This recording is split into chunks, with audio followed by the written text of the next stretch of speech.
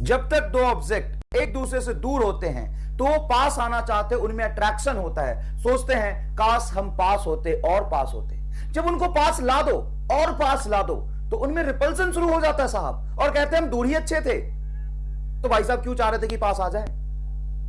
जब दूर थे तो उनको लगता था पास आओ, अट्रैक्शन करो, आओ, अट्रैक्ट कर रहे थे। जब अट्रैक्शन की वजह से जब पास आते हैं और पास आते हैं और पास आते हैं तो उनको लगता है अरे हम दूरी ठीक है, तो वो थे, और रिपल्सन शुरू हो जाता है उनके बीच। और ये हमेशा लिविंग और नॉन लिविंग थिंग्स के बीच होता है। दो एटम बहुत दूर है तो एक दूसरे को अट्रैक्ट करेंगे, बोलेंगे पास आओ आओ आओ और पास आओ, लेकिन जब पास आ जाएंगे तो नहीं नहीं जाओ, दूर जाओ, दूर जाओ।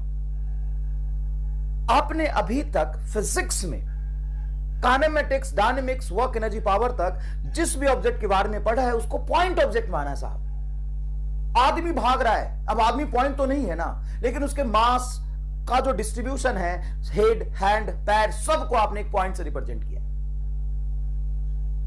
वर्क एनर्जी, पावर, एनएलएम में भी कोई प्लैंक है, बॉडी है, एरोप्लेन है, सबको एक पॉइंट ऑब्जेक्ट मान के ही आपने फिजिक्स पढ़ा है। रोटेशनल मोशन में पहली बार आपने बॉडी को एक रिजिड बॉडी माना था। क्या माना था? बॉडी को रिजिड बॉडी माना था। ये गोला है, इसको यहां पे छोड़ दूं, रोलिंग मोशन करता हुआ इंक्लाइन प्लेन पे आएगा। तो इस रिजिड बॉडी के डिफरेंट डिफरेंट पॉइंट का स्टडी किया था आपने। बोला था कॉन्टैक्ट वाला पॉइंट रेस्ट में होता है, ये सेंटर ऑफ मास है, टॉप मोस्ट पॉइंट है, ये फ्रंट पॉइंट है, और हर इंडिविजुअल पॉइंट के बारे में आपने डिस्कस किया था। तो रिजिड बॉडी था। क्या होता है rigid body? Rigid body is a body in which distance between any two point remain same, वो होता है रिजिड बॉडी। बिल्कुल ठीक है सर, ये रिजिड बॉडी होता है। क्या इस दुनिया में रिजिड बॉडी सच में कुछ है? सबको ना तोड़ने वाला कोई ना कोई चाहिए। नहीं टूट रहा ना, इसका मतलब उसको अभी तक तोड़ने वाला नहीं मिला है ना? फिजिक्स सबको समझ आ सकता है, पढ़ाने वाला चाहिए। रिजिड बॉडी में तुम कहते हो कि ये एक रिजिड बॉडी है, लाओ तोड़ देता उसको। रिजिड बॉडी का मतलब होता है किसी भी दो पॉइंट के बीच में डिस्टेंस कांस्टेंट है। ऐसा थोड़ी नहीं दुनिया में कोई ऐसी ऑब्जेक्ट बनी हो जिसकी दो पॉइंट के डिस्टेंस चेंज ही ना हो सके।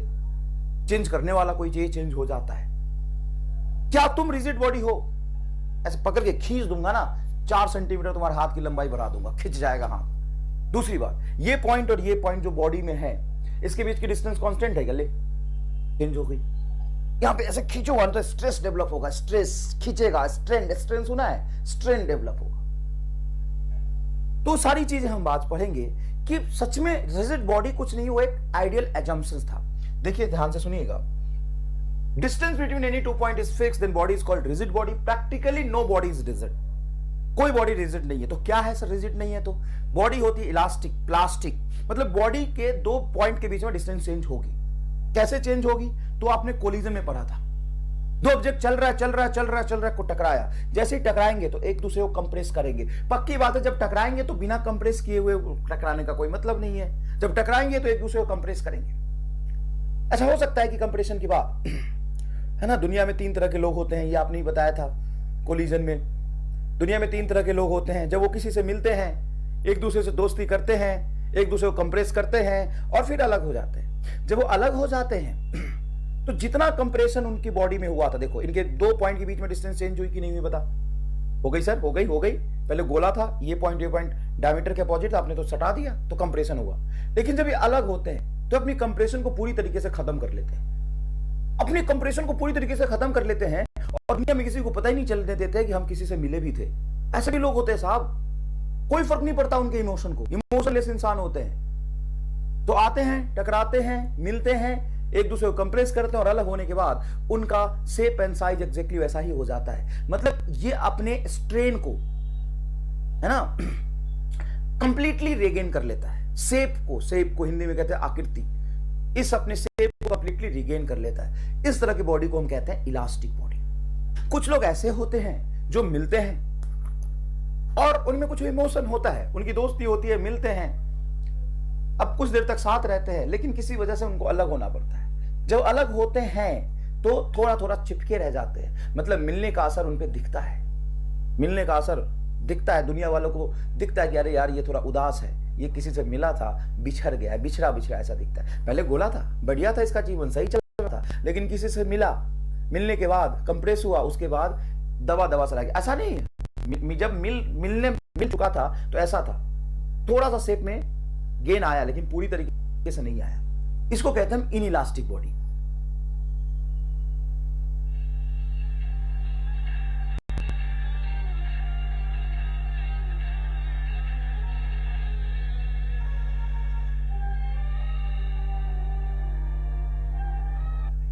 कैसी बॉडी और दो बॉडी कराती है,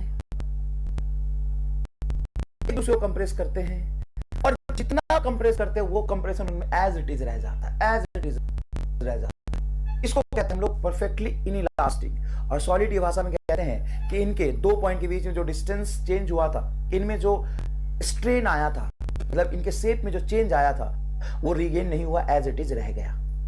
ऐसी बॉडी होती है बहुत सारी। इस तरह बॉडी को हम कहते हैं plastic body, perfectly inelastic body. तो उसको हमें डिटेल में पता है कि कौन सी बॉडी अपने शेप को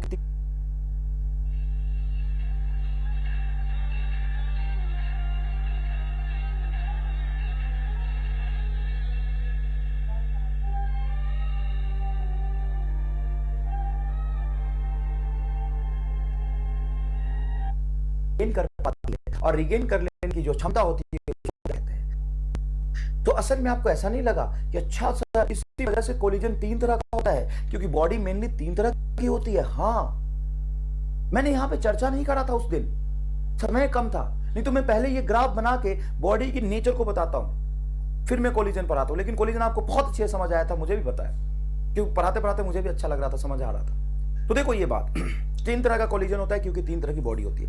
तो आज तुम्हें सॉलिड पढ़ाने आया है रामलाल, मैं तुम्हें मिलवाऊंगा रामलाल से। मिलना चाहते हो रामलाल से?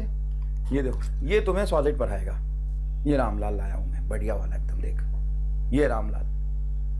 अब रामलाल कहता है कि देखो मैं थोड़े से हाइट कम है मेरी, भगवान जिसको जैसा बनाते हैं, मैं अपने आकृति से बहुत प्यार करता हूं। रामलाल को अपनी आकृति से बहुत प्यार है। तो आकृति कौन? वे शेप, इसका shape, shape shape is called आकृति। अच्छा, रामलाल को अपनी आकृति से बहुत प्यार है।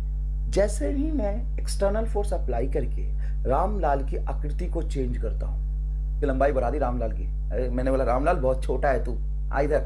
रामलाल का मुंडी पकड़ा और मुंडी ऐसे पकड़ के इसको खींच दिया, तो रामलाल की आकृति चेंज हुई। रामलाल कहता है नहीं, भगवान ने मुझे जैसा बनाया मुझे वही पसंद है, मैं नहीं होने दूंगा। अच्छा नहीं होने देगा, ले नहीं होने दूंगा मैं, अच्छा ले। रामलाल पूरी क्षमता से, ऐसा नहीं कि छोड़ रहा है, अंदर की तरफ फोर्स लगा रहा है। ये सॉलिड ही मानो, स्प्रिंग जैसा ही नेचर होता है सॉलिड का। तो रामलाल पूरी क्षमता से अपोज कर रहा है। जैसे ही मैं छोड़ा, रामलाल पूरी क्षमता से एक इलास्टिक फोर्स अपने अंदर डेवलप कर रहा था, रीस्टोरिंग फोर्स। कौन सा force? Elastic restoring force develop कर रहा था, और अपने शेप को कंप्लीटली रिगेन कर लिया। मुझे आया गुस्सा, इतनी मेहनत से मैंने खींच के रामलाल को लंबा किया, रामलाल अपने शेप को पूरा गेन कर लिया। क्योंकि रुक, ले ले ले, मैंने दबा दिया रामलाल को कि तू ऐसा ही रह, तुम्हारे लिए कुछ अच्छा करो ना तो तुम्हें समझ नहीं आता, तुम ऐसा ही रहो। तो रामलाल कहता नहीं नहीं नहीं नहीं, मेरे आकृति से छेड़छाड़ मत करो, मुझे अपनी आकृति से प्यार है, भगवान ने जैसा बनाया वैसा ही रहना चाहता हूं। रामलाल कहता है कि मुझे लंबाई में कम भी पसंद नहीं है, ऐसा नहीं मैं बौना हो जाऊं, पूरा इसी में रहना चाहूंगा। तो जैसे ही मैंने इसको दबा के रखा, तो फिर रामलाल के बॉडी के अंदर एक इलास्टिक फोर्स डेवलप हो गई ऊपर की तरफ, और रामलाल अपनी शेप को फिर से एक्जैक्टली रीगेन कर लिया। इसको कहते हैं इलास्टिक।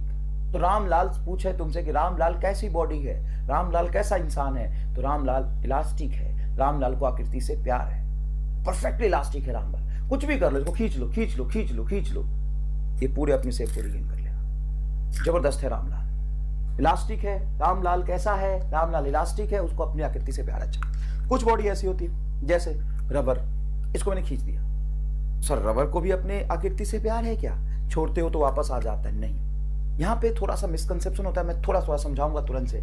एक बॉडी ऐसी है, अब ये बॉडी ही देखना, ये भी एक सॉलिड है, रामलाल की बॉडी भी एक सॉलिड था। इसको देखना, इसको मैं इसके शेप को चेंज करता हूं और छोड़ देता हूं, तो ये ऐसे पड़ा रह गया। मतलब इसमें प्लास्टिसिटी का बिहेवियर है, इसने ऐसे पड़ा हुआ है, मतलब इसका जीवन है ना ऐसे ही। जैसे देखते हो कुत्ते का जीवन क्या होता है, जहां पड़ा रहता है उसको पड़ा रहता है, कोई मतलब नहीं दुनिया से। उसको लात मार दो उधर चला जाएगा, फिर उधर पड़ जाएगा, दो लात मार दो फिर उधर चला जाएगा, वहां पड़ जाएगा। तो वैसा ही ये बॉडी है। इस बढ़िया, ये देखो सर्कुलर था, इसको मैंने है ना एक्सटर्नल फोर्स अप्लाई करके इसको मैंने शेप को चेंज कर दिया। बोला ठीक है कोई बात नहीं, मैं ऐसा ही ठीक हूं, एकदम मस्त है ये, कोई दिक्कत नहीं है। मैं इसको खींच के स्ट्रेट लाइन ऐसे तोड़ के तोड़ के स्ट्रेट लाइन बना दिया रिंग से। बोला ठीक है, बहुत बढ़िया। मैं इसको गोला गोला ऐसे ऐसे बना दिया, ऐसे ऐसे गोला बना दिया घेर घेर के। बोला ठीक है, ठीक है, कोई दिक्कत नहीं है। रामलाल को बहुत दिक्कत है, रामलाल के साथ ऐसा मत करते। मतलब जो खिंच जाए उसको हम इलास्टिक कहते हैं, जिसको हम इलोंगेट कर सकते हैं क्या हम उसको इलास्टिक कहते हैं? नहीं।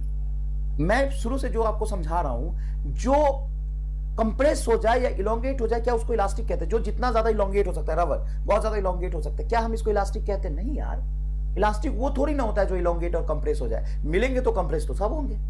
सोचना, मिलेंगे तो कंप्रेस तो सब होंगे।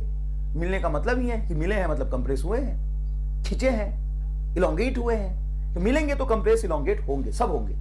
अपने शेप को रीगेन करने की टेंडेंसी जिसमें ज्यादा होती है वो ज्यादा इलास्टिक होता है। अब यहाँ पे एक कंफ्यूजन से क्रिएट होता है कि रबर ज्यादा इलास्टिक है स्टील। तो बच्चे बोलते सर रबर को खींचो, खींच रहा, इलास्टिक है, इलास्टिक है। सर रबर का नाम भी मेले में हमने सुना था इलास्टिक कहते हैं, इलास्टिक दे दो। अबे रामलाल मेले में कौन से मेले में गया था? उसको बोल देते इलास्टिक बोल चाल की भाषा में, लेकिन ये कम इलास्टिक है। Steel is more elastic. क्यों? क्योंकि इलोंगेट होना, खिंच जाना इलास्टिसिटी को नहीं बताता है। खिंचने के बाद अपने शेप को एग्जैक्टली रीगेन कर ले, उससे इलास्टिसिटी पता चलता है। देखो मैंने यहाँ पे डेफिनेशन लिखा है इलास्टिसिटी का। Elasticity is a property of a body due to which it try to regain its original shape after removing deforming force. Deforming force मतलब वही एक्सटर्नल फोर्स रामलाल, जो इसमें डिफॉर्मेशन पैदा कर रहा है, एक्सटर्नल फोर्स। तो एक्सटर्नल फोर्स लगा के मैंने इसमें डिफॉर्मेशन क्रिएट किया। अब मैं जब डिफॉर्मेशन हटा दूं तो अपनी शेप को अगर एग्जैक्टली रिगेन कर लेता है तो ज्यादा इलास्टिक है, और कम रिगेन कर पाता तो कम इलास्टिक है। बिल्कुल रिगेन नहीं कर पाता तो बिल्कुल इलास्टिसिटी नहीं है। तो देखो, it is a property of body due to which it elongate. ना इलोंगेशन से कोई मतलब नहीं, इलास्टिसिटी का इलोंगेशन से कोई मतलब नहीं है। रबर खींच गया तो इलास्टिक होगा जरूरी नहीं है। रामलाल की लंबाई बढ़ा दी तो इलास्टिक होगा जरूरी नहीं है।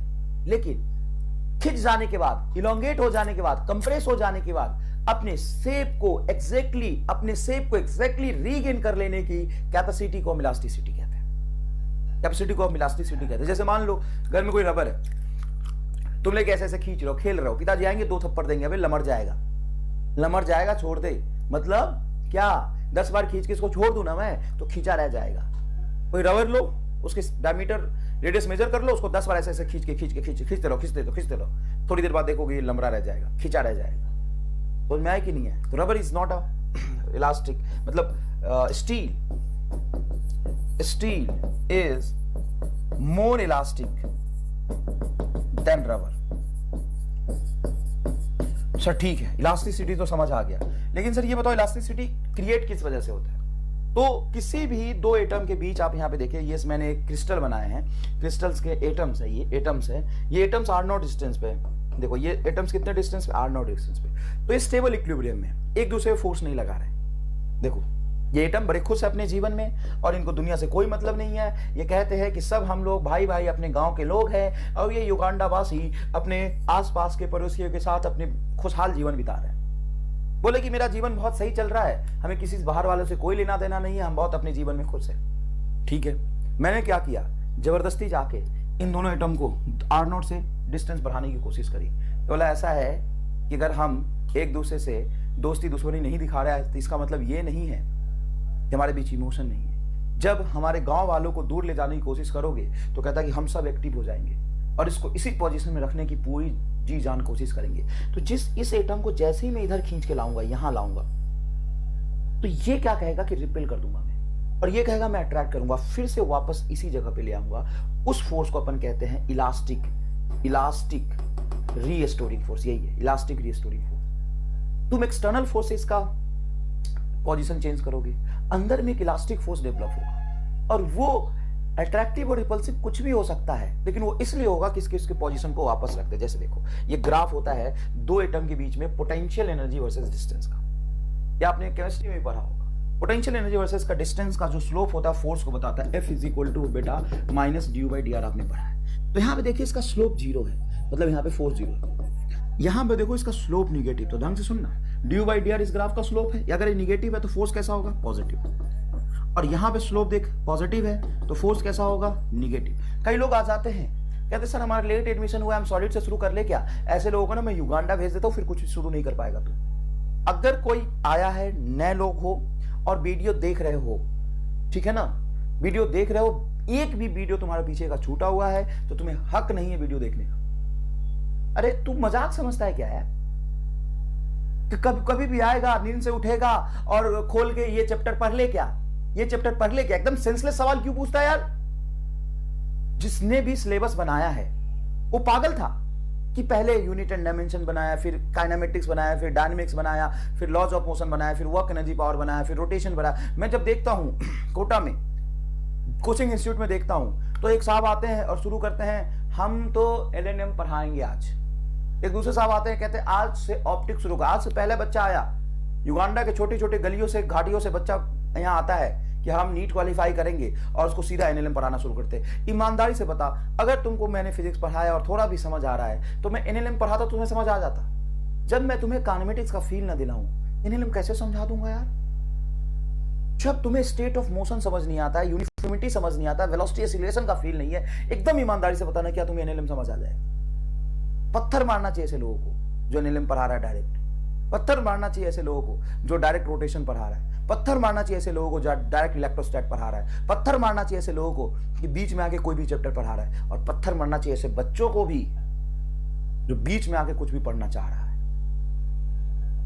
तो ध्यान रखना इस बात का, असंभव है, असंभव है। सीक्वेंस अगर मेंटेन करके आप पढ़ रहे हो तो बहुत अच्छी बात है, अगर नहीं पढ़ रहे हो तो गलत कर रहे हो, एकदम गलत कर रहे हो, बहुत गलत कर रहे हो, नहीं है संभव। बहुत मेहनत से सिलेबस बनाया गया है और ये कंटिन्यूअस और ग्रोइंग वे में सिलेबस है। आप नहीं समझ पाएंगे। मैंने हर रफ्तार में बोल दिया क्योंकि मैं समझा चुका हूं पहले, और यहाँ पे कई सारी चीजें ऐसी यूज होगी जो मैं पहले समझा चुका हूं। तो मैं बहुत अलग अलग तरीके से समझाता हूं। ये तो मेरा था उग्र रूप। दूसरा, थोड़ा सा निवेदन करके, बेटा ऐसे ना दिक्कत होगा, है ना? तो आप क्या करिए कि अगर लेक्चर देख रहा है और पीछे का एक भी लेक्चर छूटा हुआ है तो प्लीज जाइए और पीछे से 2-4 लेक्चर जब तक कंप्लीट ना हो जाए तब तक यहाँ नहीं है। सर हम तो अभी एडमिशन लिए हैं। तो कहाँ थे? कौन सी घाटी में घूम गए थे बे? गुम गए थे, गुम मतलब खो गए थे। अभी नींद से उठे हो तो लेट उठे हो तो ऐसा नहीं है कि यहाँ से पढ़ोगे और समझ आ जाएगा। यहाँ से पढ़ोगे तो पीछे भी गोल, आगे भी गोल। तो 1 चैप्टर से ही जाके आप शुरू करेंगे, हमेशा और हमेशा। समझ आ गया धन अच्छे से? अब देखिए, तो देखो यहाँ पे फोर्स निगेटिव मतलब पीछे की तरफ, यहाँ पे फोर्स पॉजिटिव मतलब आगे की तरफ। तो ये स्टेबल इक्विलिब्रियम। क्या है ये? Stable equilibrium. समझ आ गया? तो जैसे डिस्टेंस कम करोगे, तो यही मैं समझा रहा था, जैसे ही नॉर्मल लाइफ में भी यही होता है। जो चीज दूर है ना, तभी तक हमें वो चाहिए होता है। अरे काश मेरे पास आ जाए, आओ ना, आओ पास आओ। जब वो पास सच में आ जाता है वो लगता है अरे यार ये दूर ही ठीक था। तो ज्यादा दूर है तो अट्रैक्शन, निगेटिव मतलब अट्रैक्शन, और ज्यादा पास आ जाए तो रिपल्सन। एक इससे मिनिमम भगवान ने, इसलिए भगवान भी कितना तेज है, इसीलिए भगवान ने एक नॉर्मल इक्विलिब्रियम पे सारे एटम वाले को बना दिया। मतलब जितने भी क्रिस्टल बनाए उन सब को इस मीन इक्विलिब्रियम पे R0 पे रख दिया। मतलब ना ज्यादा दूर रहो ना पास रहो, न्यूट्रल कंडीशन पे रहो। हाँ, अगर तुम्हें ज्यादा कोई दूर करने की कोशिश करे तो शक्ति दी है कि पास खींच लाओ, और वो शक्ति है इलास्टिक। और अगर तुमसे ज्यादा कोई पास लाने की कोशिश कर दे तो तुम्हारे पास शक्ति है कि तुम उसको दूर रिपेल करके फिर उसी पोजीशन पे ले आओ। इसको कहते हैं इलास्टिसिटी। बताओ एकदम फील आ गया कि नहीं, दिख गया कि नहीं? नहीं को देखो, रामलाल के इस सारे एटम के बीच में डिस्टेंस R0 पे है, तो रामलाल इसकी लंबाई फिक्स है। रामलाल अपने जीवन में बहुत खुश है। जैसे मैंने रामलाल की लंबाई बढ़ाई तो एटम दूर गया, अट्रैक्शन हुआ। पहले का लंबाई कम कर दी, एटम पास पास में, रिपल्सन हुआ।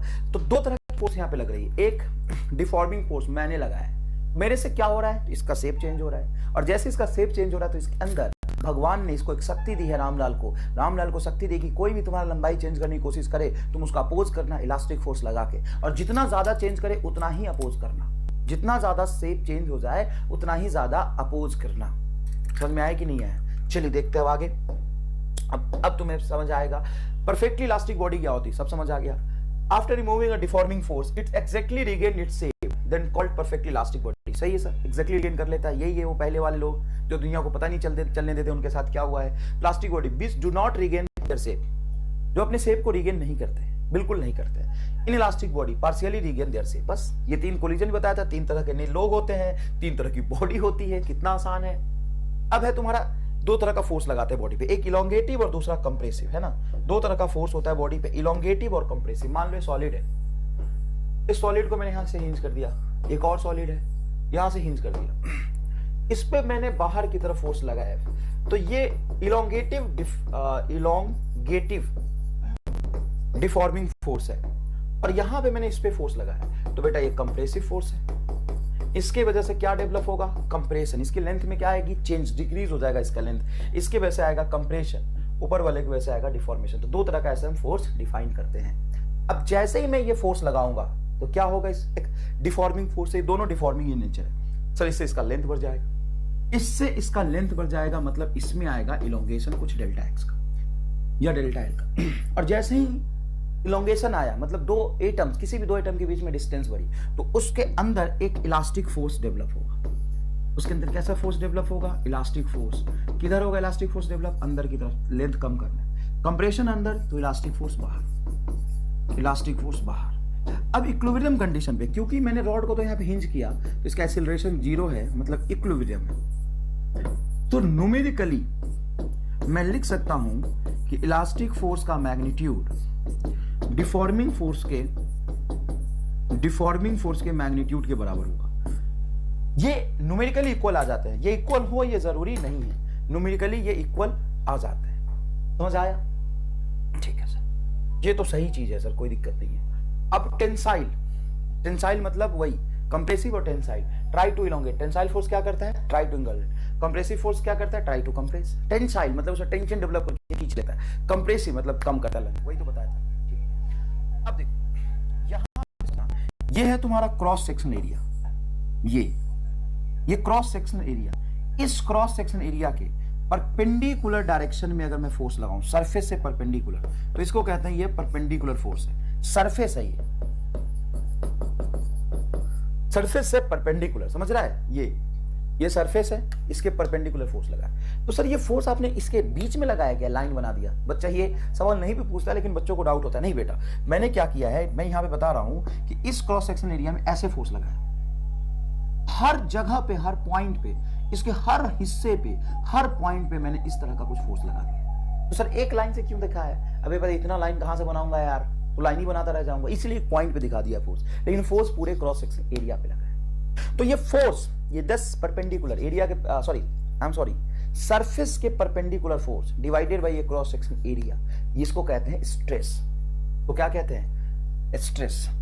ये है आपका इलास्टिक फोर्स बटा एरिया। इसमें फोर्स कौन सा लेंगे? तो इसमें फोर्स लेंगे अपन इलास्टिक बटा एरिया, फोर्स से perpendicular cross section area. Sir ये जो आपने लिखा है स्ट्रेस है ना, ये इसको अपन नॉर्मल स्ट्रेस भी कहते हैं, नॉर्मल स्ट्रेस भी कहते हैं। ये इलास्टिक फोर्स ही लेंगे क्या? एक्सटर्नल फोर्स नहीं लेंगे। आप तो यहां पे लगा तो एक्सटर्नल फोर्स ले, तो न्यूमेरिकली मैं लिख सकता हूं कि एक्सटर्नल फोर्स बटा एरिया, लेकिन बॉडी के अंदर जो स्ट्रेस डेवलप हुई है वो हुई है अंदर के इलास्टिक फोर्स बटा एरिया की वजह से। कैसे? सुनो, मान लो कि एक बॉडी है, ये रामलाल ही है। अब इसके अंदर कोई इलास्टिक फोर्स नहीं है, ये अपने जीवन में खुश है। जैसे ही मैंने एक्सटर्नल फोर्स लगाया तो इसके लेंथ में चेंज आया, मतलब एक्सटर्नल फोर्स की वजह से इसके लेंथ में चेंज आता है, और जब लेंथ में चेंज आता है तब जाके उसके अंदर फोर्स डेवलप होता है, उसके स्ट्रेन को, चेंज इन लेंथ को रिगेन करने के लिए, जैसा कि स्प्रिंग के केस में है। एग्जैक्टली स्प्रिंग से आप इसको रिलेट कर सकते हैं, और सेम ही कंसेप्ट से स्प्रिंग बनता है। आज आपको स्प्रिंग कांस्टेंट का भी फील आ जाएगा यहां से। चलिए, ये एक स्केलर टर्म है, इसका कोई डायरेक्शन नहीं होता है। कभी कभी ऑप्शन में अगर टेंशन हो तो टेंशन टिक कर देना, वैसे इसको खास समझने की जरूरत नहीं है। इसका इकाई यूनिट होता है न्यूटन मीटर स्क्वायर, डायमेंशन हो जाएगा ml-1 t-1। स्ट्रेस का ना फोर्स होता है ना t-2 ml-1 t-2। देखो फोर्स अपॉन एरिया, फोर्स होता है ml t-2 और l स्क्वायर से डिवाइड करो तो ml-1 t-2, जो कि प्रेशर के जैसा है। तो है भी तो ये pressure, force upon area pressure जैसा ही तो है। ठीक है, अब है आपका change in length. Change in length यहां से यहां तक आने में, जैसे मान लो कि यहां पे था, असल में ये यहां था, यहां से यहां ले आया, तो ओरिजिनल लेंथ मान लो ये है L और फाइनल हो गया ये L, है ना। ओरिजिनल स्मॉल L और ये फाइनल कैपिटल L हो गया, कुछ भी। तो ये जो आया यहां से यहां तक, ये आपका चेंज इन लेंथ है। Final length minus initial length को अपन डेल्टा L से रिप्रेजेंट कर लेते हैं, इनिशियल L को अपन इस L कह लेते हैं। तो यहां से डिफाइन होता है आपका स्ट्रेन। स्ट्रेन मतलब कहते हैं ना कि इसको हिंदी में बोलते हैं विकृति। अगर आपने सुना होगा कभी तो कहते हैं ये बहुत विकृत इंसान है, मतलब बहुत खराब इंसान है। तो विकृति आना मतलब उसके शेप में चेंज आना, स्ट्रेन आना मतलब उसका शेप साइज चेंज हो जाना। तो कितने का स्ट्रेन आया, तो कितना चेंज हुआ बताओ? इसमें चेंज हुआ डेल्टा एल का। कितने में डेल्टा एल चेंज हुआ? Relative change in length by L. इसको कहते हैं अपन स्ट्रेन। तो क्या कहते हैं? Strain. That's is unit and dimensionless. Why unit length? Unit and dimensionless. Stress होता है फोर्स अपॉन एरिया, तो उसका डायमेंशन प्रेशर जैसा होता है, इसका यूनिट होता है न्यूटन मीटर स्क्वायर। लेकिन स्ट्रेन होता है change in length upon initial length. तो चेंज इन लेंथ का यूनिट लेंथ और लेंथ, तो यूनिट एंड डायमेंशनलेस हो जाएगा। Strain is due to external force. ये स्टेटमेंट बहुत इंपॉर्टेंट है, फील करना इसको। Strain is due to external force. Strain is due to external force. उसके लेंथ में चेंज इलास्टिक फोर्स से नहीं आता, इलास्टिक फोर्स तो उसको अपोज करता है। तो किसी स्प्रिंग को आप खींचते हो तो इलोंगेशन किसके वजह से आया है? इलोंगेशन एक्सटर्नल फोर्स की वजह से आया है। तो strain is due to extension force, मतलब external force. Strain is due to external force and stress is due to stress developed. अरे भाई साहब, इतना गलत क्यों लिखते हैं? मैं ठीक कर लेता हूं, ये थोड़ा गलत लिख दिया उन्होंने, मैं एकदम ठीक कर लेता हूं।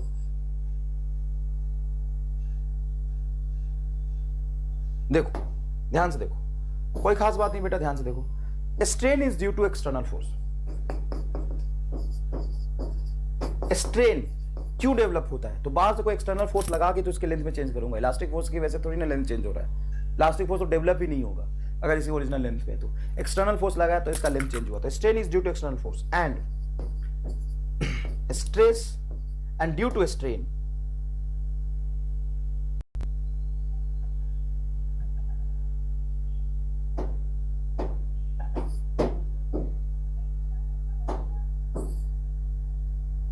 समझना, strain is due to external force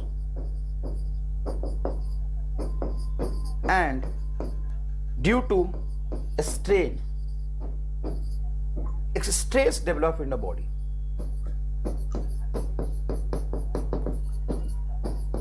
elastic force बटा एरिया जो स्ट्रेस होता है वो किस वजह से डेवलप होता है? क्योंकि इसके लेंथ में चेंज आ गया। तो हुक्स चचा ने एक नियम दिया। हुक्स चचा ने एक नियम दिया। उन्होंने कहा कि जो बॉडी में स्ट्रेस डेवलप हुआ है उसका रीजन है स्ट्रेन। अरे भाई, इसके अंदर इलास्टिक फोर्स तभी डेवलप आएगा जब इसके दो एटम के बीच में डिस्टेंस में चेंज करूँ। इसके दो एटम के बीच में मैं डिस्टेंस चेंज करूँ। तो ध्यान से देखना please, stress is directly proportional to strain. ठीक है सर। अब हर बॉडी में क्या उसके शेप को चेंज करने के लिए सेम इलास्टिक फोर्स लगता है?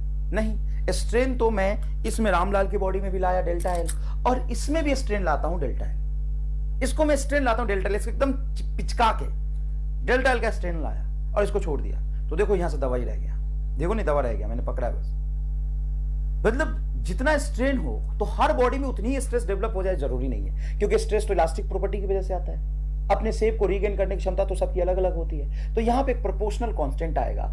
यहां पे प्रोपोर्शनल साइन हटाऊंगा तो प्रोपोर्शनल कांस्टेंट आएगा गामा, और इसी गामा को कहते हैं हम young modulus of elasticity. Young modulus of elasticity, जो कि इलास्टिसिटी के कैपेसिटी को बताता है, इलास्टिसिटी के नेचर को बताता है। जिसका यंग मॉडुलस ज्यादा है उसकी इलास्टिसिटी ज्यादा होगी।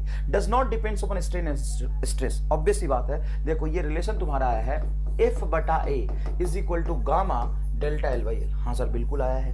ये गामा है आपका Young modulus. Only depends on nature of solid. Nature of solid, उस सॉलिड को अपने आकृति से कितना प्यार है उस बात पे डिपेंड करता है गामा। अब कोई ऐसा है एकदम परा है, उसको लात मार दो, उसका शेप चेंज हो जाएगा, लेकिन उसको कोई फर्क ही नहीं पड़ रहा, तो ठीक है कोई दिक्कत, उसमें गामा हो जाएगा 0। तो परफेक्टली प्लास्टिक बॉडी के लिए गामा क्या होगा? 0, क्यों? शेप को रिगेन करने की उसमें क्षमता ही नहीं है, तो उसमें स्ट्रेस डेवलप ही नहीं होगा। 0 into delta L by L, stress develop ही नहीं होगा। समझ आया? अब तुम कहोगे कि सर क्या मैं गामा को ऐसे लिख सकता हूं, F by A divided by delta L by L, क्या ऐसे लिख सकता हूं? हाँ लिख सकते हो। तो क्या गामा इज इक्वल टू हो गया स्ट्रेस बाई स्ट्रेन? हाँ हो गया, स्ट्रेस बाई स्ट्रेन हो गया। इसका मतलब sir gamma directly proportional to strain है ना। इस कल को तू ऐसे बोल दे F बराबर G M square M1 M2 लिख ले यार रामलाल R स्क्वायर। क्या G फोर्स पर डिपेंड करता है? नहीं सर, G तो प्रोपोर्शनल कांस्टेंट है, यूनिवर्सल ग्रेविटेशनल कांस्टेंट है। तो गामा भी इज कांस्टेंट, प्रोपोर्शनल कांस्टेंट है। ये हुक्स लॉ का प्रोपोर्शनल कांस्टेंट है। ये लिख देता हूं, प्रोपोर्शनल कांस्टेंट है। क्या होता है सर प्रोपोर्शनल कांस्टेंट? जब प्रोपोर्शनल साइन हटा के उसके जगह पे कांस्टेंट लगाते हैं इक्वल टू के बाद, प्रोपोर्शनल इक्वल टू के बाद एक कांस्टेंट लगाएंगे इक्वेशन को, इक्वेशन में, तो उसको कहते हैं हम लोग प्रोपोर्शनल कांस्टेंट। तो यहाँ gamma does not depends upon nature of solid and gamma represents elasticity behaviour. Gamma जितना ज्यादा इलास्टिसिटी उतना ज्यादा। परफेक्ट इलास्टिक बॉडी के लिए गामा क्या हो जाएगा? इनफाइनाइट। परफेक्ट इलास्टिक बॉडी के लिए गामा क्या हो जाएगा? इनफाइनाइट। अच्छा, यहाँ पे अगर मैं ग्राफ बनाऊं स्ट्रेस वर्सेस स्ट्रेन का, स्ट्रेस वर्सेस स्ट्रेन का, तो ध्यान से सोचना, ग्राफ का स्लोप मतलब डिफरेंशिएशन किसका? y का x के रिस्पेक्ट में। तो इसको बहुत छोटा सा स्ट्रेस बाई छोटा सा स्ट्रेन लोगे तो उस पॉइंट पे यंग मॉडुलस ही तो बताएगा। हाँ, तो स्ट्रेस वर्सेस स्ट्रेन ग्राफ का जो स्लोप होगा मतलब y बटा x, स्लोप हमेशा होता है y बटा x। स्ट्रेस बाई स्ट्रेन वो किसको बता देगा? यंग मॉडुलस को, modulus of rigidity, sorry young modulus को, है ना, modulus of elasticity, young modulus को, यंग मॉडुलस। तो इस पे n नंबर ऑफ सवाल पूछे जाते हैं, n नंबर ऑफ सवाल पूछे जाते हैं। अब ये है कि सर ठीक है, n नंबर तो सवाल पूछे जाते हैं, ये जो आपने यंग मॉडुलस को डिफाइन किया है F by A is equal to gamma delta L by L, इसमें सारे टर्म को एक बार फिर से बताओ। ठीक है, फोर्स है जो क्रॉस सेक्शन एरिया के सरफेस के क्रॉस सेक्शन सरफेस से परपेंडिकुलर लगा है, ये क्रॉस सेक्शन एरिया है, ये आपका चेंज इन लेंथ है, ये आपका ओरिजिनल लेंथ है और ये आपका यंग मॉडुलस है। अच्छा ठीक है, इसको याद भी करना है क्या? अरे पूरे सॉलिड में इसी को तो याद करना है, इसी को तो याद करना है आपको। लास्ट के सॉलिड के एग्जाम में, मतलब लास्ट ईयर के सॉलिड के पेपर देखो, सॉलिड में कौन कौन से क्वेश्चन आए हैं, तो 10 में से 5 सवाल आपको इसी फॉर्मूले में मिलेंगे। इसी फॉर्मूला का यूज हुआ होगा 5 से 6 सवाल, मतलब 50-60% सवाल सॉलिड में इसी फॉर्मूले पे बनते हैं। क्या बात कर रहे हो? फिर तो मजे आ गए सर, इसको तो हम याद कर लेंगे। हाँ, इसको याद कर लो। अब एक बात बताओ कि इस पे इतने ज्यादा सवाल कैसे बन जाते हैं? तो ये फॉर्मूला नहीं है, ये तो बवाल है, तो बवाल है। हाँ, ये तो बवाल है, फॉर्मूला नहीं है भाई, ये बवाल है। सर कैसे कैसे बताओ? एक काम करते हैं, आज तुम्हारे लिए पूरे 5 रुपए का इनाम रखते हैं, पूरे 5 रुपए का इनाम रखते हैं आज। सर बहुत कम है सर, औकात देखिए अपनी। चल 10 कर देता हूँ, चल पूरे 10 रुपए दूंगा मैं, पेटीएम कर दूंगा। आधी जनता खुश। वाह सर, ये आपने पहली बार काम की बात की। आओ, तो 10 रुपए में पेटीएम करूंगा, अपना नंबर मुझे भेज देना, जो मुझे आज सही जवाब देगा। क्या है सवाल? इस फॉर्मूले में total number of physical quantity कितने हैं?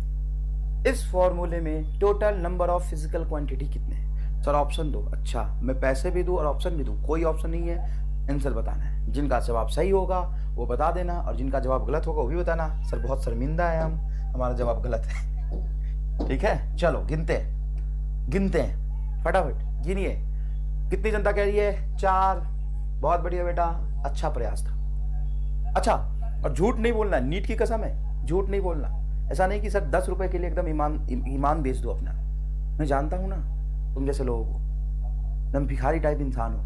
10 रुपए की बात, सर पैसे सही जवाब पहले दो और नीट की कसम है झूठ नहीं बोलना। और जो पहला आंसर है वही तुम्हारा आंसर है। ठीक है, गिन लो अच्छे से, आंसर डिसाइड करके पेपर पे लिख लेना और वही आंसर तुम्हारा फाइनल है। चलो पेपर पे लिख लो, स्क्रीन पॉज करके लिख लो। चलो, अगर तुमने 4 लिखा तो गलत है, अब आंसर देख के मत लिखना। 4 लिखा तो गलत है, 5 लिखा तो भी गलत है। सर देखो 1 2 3 4 5, मैक्सिमम 5 ही तो हो सकता है, और क्या होगा? ठीक है, देखते हैं, कुछ और मर्जी तो लिख लो। अब मैं तुम्हें बताता हूं कि इस पे सवाल इतने ज्यादा कैसे बनते हैं, सुनना ध्यान से। असल में इसमें फिजिकल क्वांटिटी है, एक फोर्स, दूसरा एरिया, तीसरा यंग मॉडुलस, चौथा ये, 5 ही है। 5 हो गए सर, हमने 5 बोला था। रुक जा, सबर कर, पर रुक जा। असल में ये 5 तो है, 5 तो है। 5 कौन कौन से? फोर्स है सर, ये एरिया है सर, गामा है सर, डेल्टा है, एल है सर, एल है। अच्छा, इसको ऐसे भी तो लिख सकता हूं, force upon pi r square is equal to gamma delta L by L. पर यहाँ पे आपने रेडियस लिख दिया, रेडियस अलग थोड़ी ना हुई। कैसे नहीं हुई भाई? रेडियस और एरिया एक ही बात है। रेडियस दिया तो आप एरिया निकालेंगे, एक ही बात कैसे? ये एरिया है, ये रेडियस का स्क्वायर है। इसको ऐसे भी लिख सकते हैं, cross section area pi r square. तो ये भी एक फिजिकल क्वांटिटी है। और बेटा मैं एकदम ईमानदारी से आपको बताता हूँ, बच्चे इसी चक्कर में गलत भी कर लेते हैं। कई बार उनको एरिया याद रहता है, रेडियस का रेशियो दिया हुआ 1:2, उसको एरिया समझ के रेडियस रेशियो रख देते हैं। मैंने भी ये गलती किया है, तो ये गलती आपको नहीं करना। ठीक है सर, चलो 6 हो गए फिर ना, 6 भी नहीं सर। अब क्या करोगे इसमें? आपने 2 फॉर्मूला तो लिख लिया, अब क्या करोगे? अब सुनो, कई बार क्या होता है कि तुमसे डेल्टा एल, एल, गामा सबकी बात करेंगे, एरिया नहीं दिया होगा और फोर्स उनको पूछना है। वो क्या चाहते हैं कि एफ बाई ए को स्ट्रेस बोल देंगे और बोलेंगे stress is equal to gamma delta L by L. Question की लैंग्वेज ऐसा सेट होगा कि स्ट्रेन की बात नहीं करेंगे, वो अलग अलग लेंथ और चेंज इन लेंथ की बात करेंगे, लेकिन इधर कॉमनली स्ट्रेस बोलेंगे। तो स्ट्रेस भी तो एक फिजिकल क्वांटिटी है इसी फॉर्मूले का। फोर्स भी अलग है, एरिया भी अलग है, स्ट्रेस अलग है भाई। स्ट्रेस डिफाइन होता है force upon area, force upon area और स्ट्रेस एक ही चीज है, अलग है। तो ये फॉर्मूला भी यहां पे यूज हो जाता है। अच्छा तो चलो सर हो गए, आप जो भी था 7 हो गए ना, अभी रुक। ये एफ अपॉन ए को तो लिखते हैं, फोर्स भी देते, एरिया भी देते, यंग मॉडुलस भी देते और कहते हैं स्ट्रेन बताओ। लेंथ नहीं बताते, डायरेक्ट पूछ लेते स्ट्रेन बताओ। तो स्ट्रेन भी तो इसी फॉर्मूला यंग चचा नहीं दिया था, तो यंग चचा ने फॉर्मूला नहीं बनाया, बवाल बनाया। और ये बवाल बनाया तो है, ये मुश्किल नहीं है, थोड़ा लेंदी जरूर है। लेंदी कैसे? तो लेंदी कैसे, ये देख लो ना। क्वेश्चन में कितने नाम लिखे जा सकते हैं, क्वेश्चन में फिजिकल क्वांटिटी कितने नाम लिखे जा सकते हैं। फोर्स भी हो सकता है इसी फॉर्मूले से रिलेटेड, एरिया भी हो सकता है, रेडियस भी हो सकता है, यंग मॉडुलस भी हो सकता है, स्ट्रेस भी हो सकता है, स्ट्रेन भी हो सकता है, ओरिजिनल लेंथ भी हो सकता है, अच्छा फाइनल लेंथ, इनिशियल लेंथ भी हो सकता है। और देखो क्वेश्चन समझने की कोशिश करो, तुम्हें क्वेश्चन में ऐसे लिख देगा कि चेंज इन लेंथ इतना है, बात खत्म। या तुमसे ये भी लिख सकता है फाइनल लेंथ इतना है, इनिशियल लेंथ इतना है, तो स्ट्रेस डेवलप कितना हुआ होगा। तो तुम्हें ना तो डेल्टा एल से काम चलेगा ना एल से काम चलेगा, तुम्हें फाइनल माइनस इनिशियल लेंथ इसमें रख के फिर निकालना पड़ेगा डेल्टा एल, निकालना पड़ेगा delta L. Final initial length लिख देना, स्ट्रेस मान लो तुमसे पूछ रहा और फाइनल इनिशियल लेंथ दे, तो फाइनल इनिशियल रख के और फिर यहाँ पे इनिशियल रख के निकालना पड़ेगा। अगर तुम्हें चेंज इन लेंथ डायरेक्ट दे दे तो डायरेक्ट इसको चेंज इन लेंथ को रख दोगे, और अगर तुम्हें डायरेक्ट स्ट्रेन ही दे दे, डेल्टा एल बाई एल ही दे दे, तो ये रख दोगे। तो तीनों बातें अलग हुई कि नहीं हुई? इसीलिए किसी का जवाब सही नहीं हुआ होगा, कोई बात नहीं, कोई बात नहीं। तो सवाल ही खराब था, हाँ कोई बात नहीं। 10 रुपए मुझे कौन से देने थे तुम्हें क्या लगा था 10 रुपए नहीं मैं दे देता अगर सही जवाब होता। तो आप किस बात से दुखी हो रहे हो तुम कि 10 रुपए सर नहीं मिले? तुम इस बात से खुश हो जाओ ना कि सीखने को कुछ मिला। और इसी से खेल खेल के ना कुछ एग्जामिनर तुमसे खेल जाता है, तुम बस ये याद रखते हो कि वाह सर हमें समझ आ गया, लेकिन वो लैंग्वेज में तुम्हें घुमा देता है, फिर तुम्हें सॉल्व करने में दिक्कत आती है, तुम्हें लगता है सर समझ नहीं आया था। समझ में आया कि नहीं है? तो ढंग से समझो। अब दूसरी बात है, जब मैंने पिछले केस में सरफेस के परपेंडिकुलर फोर्स लगाया था, अब मैं एग्जैक्टली सरफेस के पैरेलल फोर्स लगा रहा हूं। ये आपका एक सिलेंडर टाइप मान लो। अब सिलेंडर टाइप के जो बॉटम हिस्सा है ना, बॉटम नीचे वाला हिस्सा, उसको मैंने हिंज कर दिया, ये फिक्स्ड कर दिया, ये घूम आगे नहीं जा सकता है। और यहां से मैंने इस पे टेंजेंशियल डायरेक्शन में पूरे क्रॉस सेक्शन एरिया पे पूरे पे फोर्स लगाया है। तो एक लाइन से रिप्रेजेंट करना नाइंसाफी होगा। इस पूरे एरिया को पकड़ के ऐसे खींचा है, जैसे देखो ना मैं फील दिलाता हूं, देख ये मेरा हाथ देख, ऐसे चिपकाया, नीचे वाला फिक्स, ऐसे ऐसे ऐसे करना, ऐसे देखना, ऐसे ऐसे। समझ में आया कि नहीं आया? तो यहां पे जो स्ट्रेस डिफाइन होगा वो होगा शियर स्ट्रेस। सर क्या होता है ये शियर स्ट्रेस? शियर स्ट्रेस होता है फोर्स जो सरफेस के पैरेलल लगा है। समझ में आया कि नहीं? फोर्स जो सरफेस के पैरेलल लगा है, जिसको टेंजेंशियल स्ट्रेस के नाम से भी जानते हैं। टेंजेंशियल स्ट्रेस, टेंजेंशियल क्योंकि सर फोर्स कहां लगा है? एकदम सरफेस के टेंजेंशियल डायरेक्शन में, और उसको नॉर्मल स्ट्रेस कहते हैं। अच्छा सर ठीक, इससे क्या हो जाएगा सर? लेंथ तो चेंज होगा नहीं। हाँ तो लेंथ चेंज करना भी नहीं है। लेंथ तभी चेंज होगा जब सरफेस से परपेंडिकुलर फोर्स लगाओगे, जब नॉर्मल स्ट्रेस डालोगे। यहां पे कहां से लेंथ चेंज होगा? तो सर क्या होगा? तो ये क्या होगा? ये पॉइंट फिक्स है, ये थोड़ा आगे चला जाएगा। तो इसके पोजीशन में चेंज आया, मान लीजिए कुछ x, इसके पोजीशन में चेंज आया कुछ x, और इसका ओरिजिनल हाइट था l, तो इसका स्ट्रेन यहां पे डिफाइन हो जाएगा। स्ट्रेन डिफाइन हो जाएगा कितना अपर पॉइंट आगे खिसका, x डिवाइडेड बाई l, ये उसका स्ट्रेन हो जाएगा। इसको बोलते हैं शियर स्ट्रेन, शियर स्ट्रेन या टेंजेंशियल स्ट्रेन। देखो यहां पे लिखा है। और टेंजेंशियल स्ट्रेन को डायरेक्टली मैं लिख सकता हूं tan theta. Sir tan theta कैसे लिख दिया आपने sir? tan theta perpendicular upon base होता है, और ये थीटा बहुत स्मॉल होगा तो इसको थीटा से रिप्रेजेंट कर सकते हैं। तो डायरेक्टली मैंने इसको क्या कर दिया? थीटा, जो को लिखा है स्ट्रेन, लेकिन इसको यहां लिखना चाहिए शियर स्ट्रेन। कौन सा स्ट्रेन?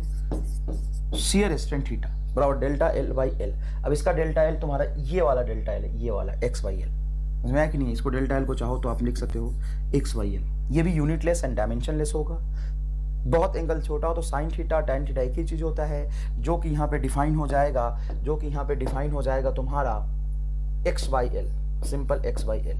तो टैन थीटा बराबर क्या, थीटा बराबर क्या हो जाएगा? X by L. अब मैंने दो डायग्राम इसलिए बनाए कि तुम्हें थोड़ा सा और अच्छे से फील आ जाए। मान लो कि एक रेक्टेंगुलर बॉक्स रखा, ये देखो, ये ओरिजिनल रेक्टेंगुलर बॉक्स है। अब इसके ऐसे टेंजेंशियल डायरेक्शन में ये फोर्स लगा है पूरे सरफेस पे।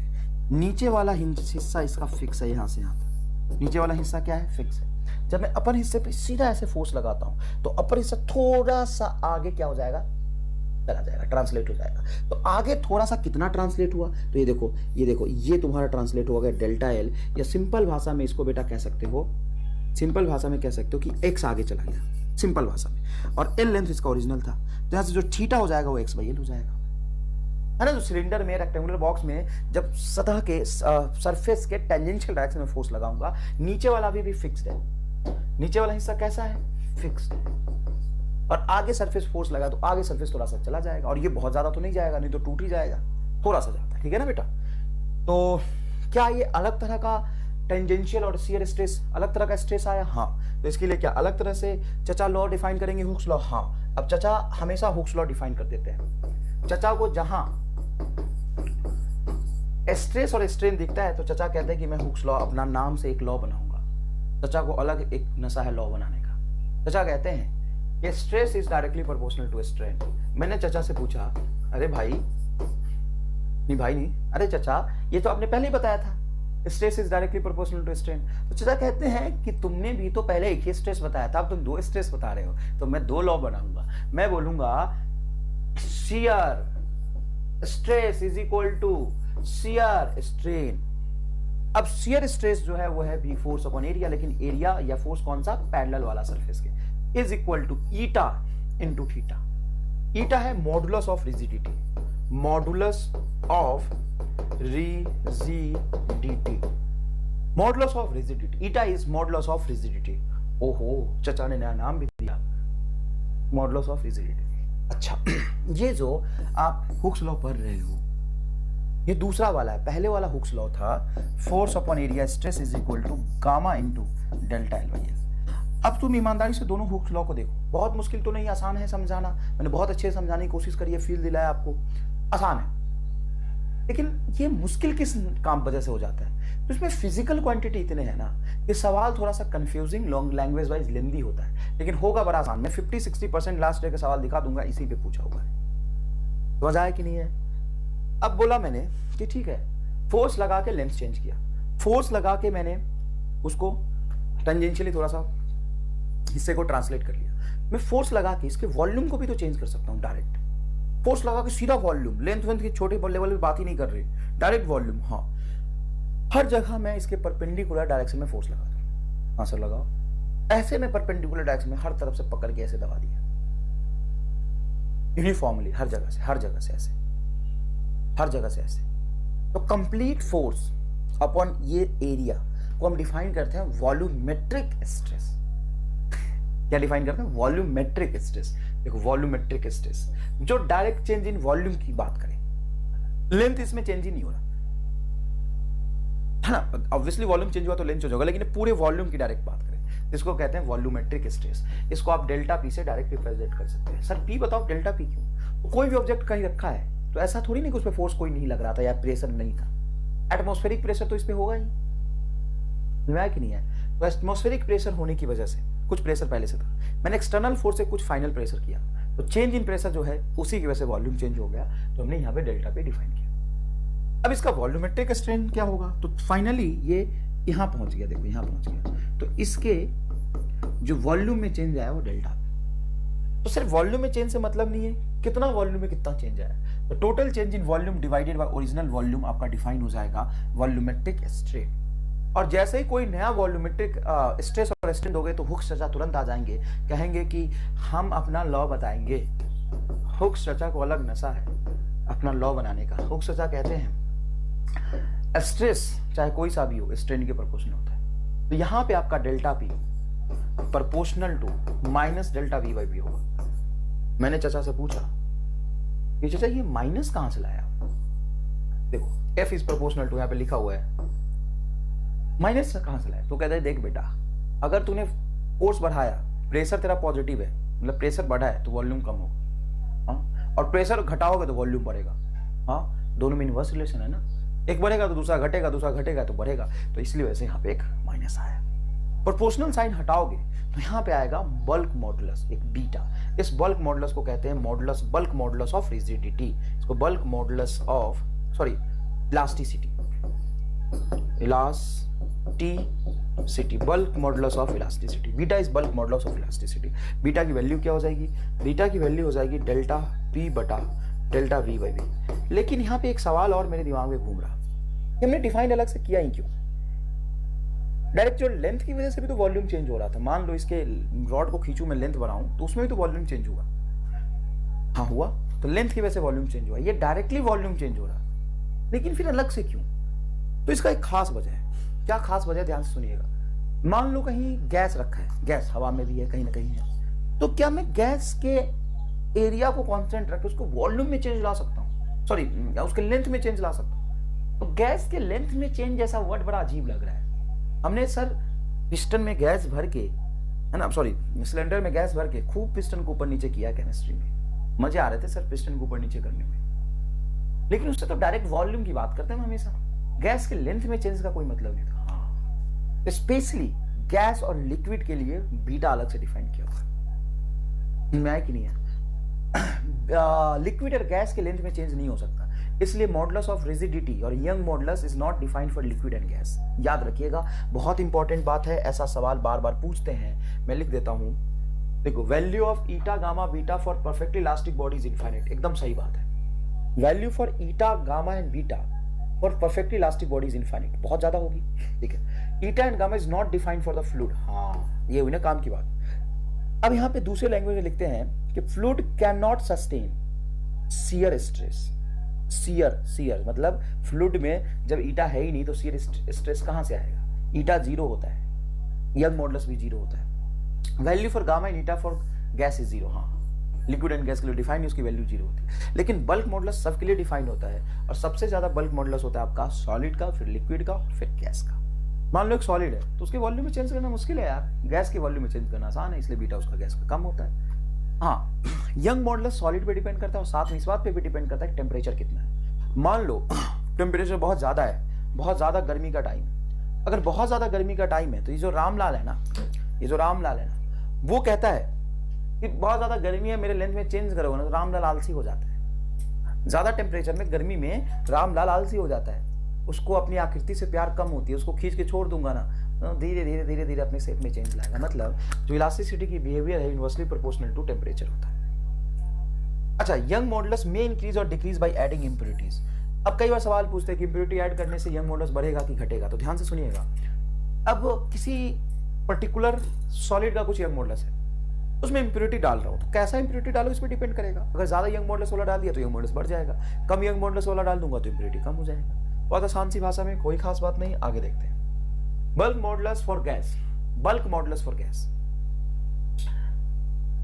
तो ये सवाल नहीं है ये सवाल नहीं है, असल में क्या है कि बल्क मॉडुलस जो बीटा होता है, बीटा वो गैस के लिए प्रेशर पे डिपेंड करता है, उसका न्यूमेरिकल वैल्यू गैस के लिए प्रोसेस पे डिपेंड करता है। देखो ना, bulk modulus for gas depends upon process, depends upon process, different thermodynamics process पे बल्क मॉडुलस की वैल्यू गैस के लिए अलग अलग हो जाती है। इसको मैं फील दिला देता हूं, घबराने की जरूरत नहीं है। देखो, बल्क मॉडुलस होता क्या असल में? देखो, बल्क मॉडुलस होता है minus delta P divided by delta V by B. हाँ सर, बिल्कुल सही लिखा आपने। अगर मैं आइसोबारिक प्रोसेस की बात करूं तो प्रेशर कांस्टेंट होता है, तो चेंज इन प्रेशर जीरो आ जाता है। अगर चेंज इन प्रेशर जीरो है तो ये चेंज इन प्रेशर हो ही नहीं सकता, तो डेल्टा पी को जीरो रखेंगे तो बीटा जीरो डिफाइन हो जाता है। आपसे सवाल पूछता है कि आइसोबारिक प्रोसेस के लिए बल्क मॉडुलस की वैल्यू कितनी होगी? बल्क मॉडुलस की वैल्यू कितनी होगी? जीरो। अब बात करते हैं आइसोकोरिक। तो आइसोकोरिक प्रोसेस का मतलब वॉल्यूम कांस्टेंट, वॉल्यूम कांस्टेंट। अगर वॉल्यूम कांस्टेंट तो डेल्टा वी जीरो।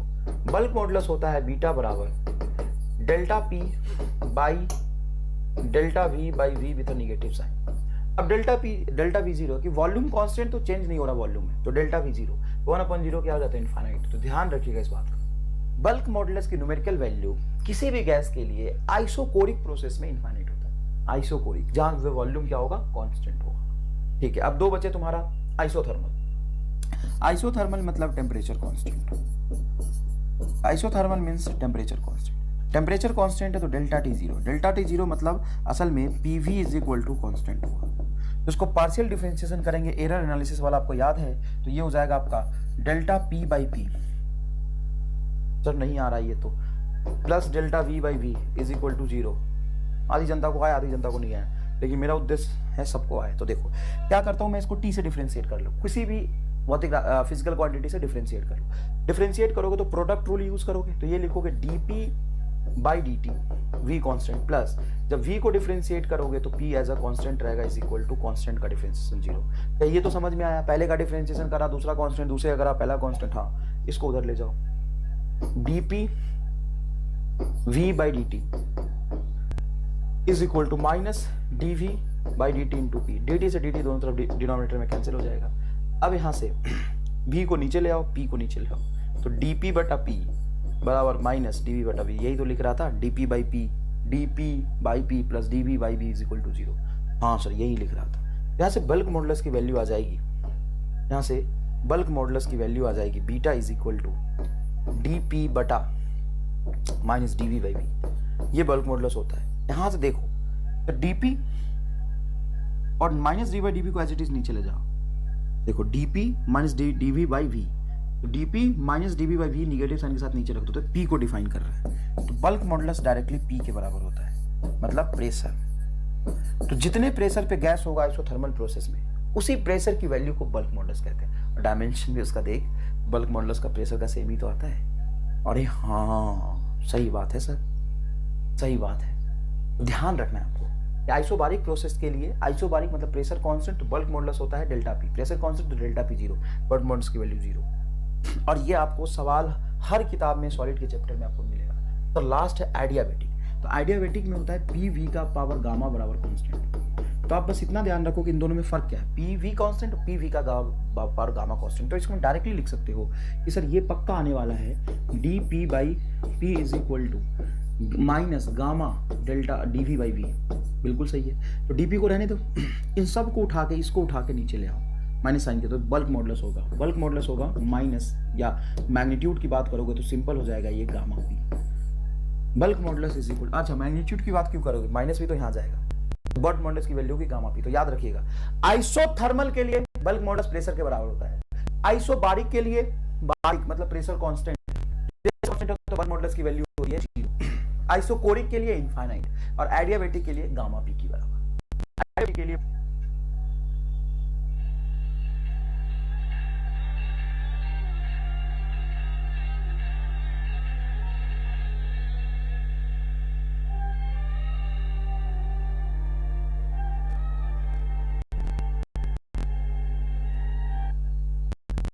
होती है गामा पी के बराबर। बहुत अच्छे से आ गया पूरा, चलिए आगे देखिए। अब है इलोंगेशन, अपने को निकालना है, इलोंगेशन निकालना है। तो देखो इलोंगेशन निकालने का दोनों तरफ हमने डिफरेंट फोर्स लगा लिया, मान लो इधर F1 उधर F2। सर अब कैसे इलोंगेशन निकालोगे, दोनों तरफ डिफरेंट फोर्स लगा लिया है। एक बात पहले मैं आपको फील करा दूं, जल्दीबाजी नहीं है मुझे, एक बात मैं आपको फील कराना चाहता हूं। मान लो एक सॉलिड मैंने ऐसे बनाया और एक सॉलिड ये बनाया, ठीक है ना, ठीक है, और यहां से मैंने दोनों को यहां पे हिंज किया हुआ, नहीं एक को हिंज किया, बस एक को मैंने इसको हिंज किया हुआ, हिंज किया हुआ। यहां से एक पे फोर्स लगाया मैंने F, इधर भी लगाऊंगा, इधर भी लगाऊंगा, इधर पे मैंने फोर्स लगाया F, इधर लगाया मैंने F, इधर लगाया मैंने F, दोनों आइडेंटिकल रॉड है, तो इलोंगेशन किस में ज्यादा होगा। तो ये मैंने आपको एनएलएम में भी सिखाया था कि देखो तुम इधर से फोर्स F लगा रहे हो, तो नेट फोर्स इस पे F आया, तो इसका इलोंगेशन हो जाएगा तुम्हारा gamma is equal to FL, sorry elongation लिखना है ना अपने को, तो इलोंगेशन होगा तुम्हारा delta L, delta L is equal to, ध्यान से देखिएगा, FL by A gamma. Sir हमको नहीं आया, कूट दूंगा भी तुरंत।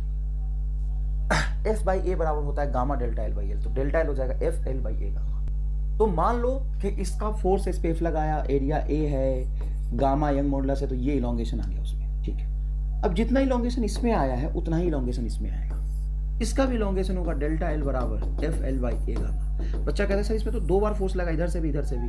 अच्छा, तो ये जो रिजिड सपोर्ट था ये भी तो फोर्स लगा रहा था, ये छोड़ थोड़ी ना रहा था। ध्यान सुनना, आगे फोर्स है पीछे फोर्स है, तो नेट फोर्स 0, इसमें नेट फोर्स 0, इसका भी नेट फोर्स 0 है, इसका भी नेट फोर्स 0 है। नेट फोर्स तो बैलेंस ही हो रहा है ना साहब। हाँ बैलेंस हो रहा है। अगर मैं यहाँ पे टेंशन पूछूं तो बताओ क्या होगा। तो टेंशन निकालने के लिए तुम इसका एफबीडी बनाओ, पीछे एफ, आगे भी यहाँ पे एफ लगना चाहिए तभी तो रेस्ट में रहेगा। यहाँ भी टेंशन की वैल्यू क्या होगी एफ। इक्विलिब्रियम है, ट्रांसलेट नहीं कर रहा, तो हर जगह टेंशन एफ एफ एफ होगा। अरे पीछे एफ आगे एफ, तो नेट फोर्स 0, तो एक्सीलरेशन 0, तो इसमें किसी भी पॉइंट पे टेंशन पूछूं तो ये एफ ही के बराबर होगा। इसमें भी किसी पॉइंट पे टेंशन पूछूं तो एफ के बराबर होगा, क्योंकि ये भी रिजिड सपोर्ट है, तो ये भी इधर से एफ फोर्स लगा रहा था। क्लियर है? तो असल में तुम एफ और एफ लेते हो तो 2f आता है कि एफ आता है? सिर्फ एफ आता है। लेकिन ये तो तब ना जब दोनों तरफ सेम लगा है। मान लो इधर से मैं लगाता हूँ f1, इधर से लगाता हूँ f2, अब क्या करोगे? तो सर अगर इधर से आपने f1 लगाया, इधर से f2 लगाया, तो कैसे निकालेंगे? तो इसका बहुत 1.5 पेज का बहुत लेंदी और मुश्किल है डेरिवेशन, लेकिन मैंने उसका एक आसान तरीका निकाला है। आसान तरीका बहुत आसान है, देखो कैसे। तुम्हें क्या करना है, delta L by L into gamma बराबर एफ बाई ए आता है। हाँ आता है। तो यहाँ पे एफ ना लेके आपको लिखना है F1 प्लस F2, दोनों साइड पे जो फोर्स लग रहा है, आगे और पीछे खिंचाव होना चाहिए दोनों की वजह से, दोनों एक दूसरे को सपोर्ट कर रहा है। सर नहीं नहीं नहीं, खींचने में, ये आगे खींच रहा है ये पीछे खींचा, तो खींचने में तो सपोर्ट ही कर रहा है ना। इसके वजह से भी इलोंगेशन आना चाह रहा है, इसके वजह से भी इलोंगेशन आना चाह रहा है, दोनों इलोंगेटिव है। तो दोनों को ऐड करके 2 से डिवाइड करो और डिवाइडेड बाई अपना एरिया डाल दो, ये होगा तुम्हारा डेल्टा है। सर आपको कैसे पता ये सही है? तो 2 सेकंड में प्रूफ हो जाएगा।